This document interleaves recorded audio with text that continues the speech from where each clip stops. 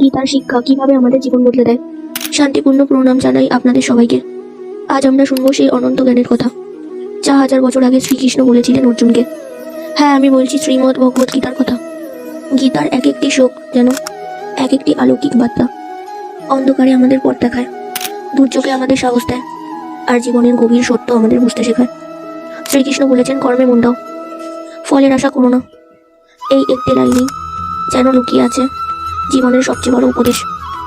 আজ আমরা প্রতিনিয়ত দুঃখ পাই, হতাশ হই, ভবিষ্যৎ নিয়ে ভয় পাই, কিন্তু গীতা বলে, তুমি যা করছো তা করো মন দিয়ে, ফলের চিন্তা করো না, কারণ তা ভগবানের হাতে। জীবনের প্রতিটি মুহূর্ত গীতার বাণী প্রযোজ্য।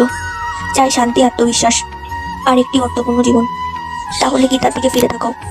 আজকের এই ছোট ভিডিওটি যদি আপনার অন্তরে একটু হলেও ছুঁয়ে যায়, তাহলে গীতার উদ্দেশ্য সফল। ধন্যবাদ। জয় শ্রীকৃষ্ণ।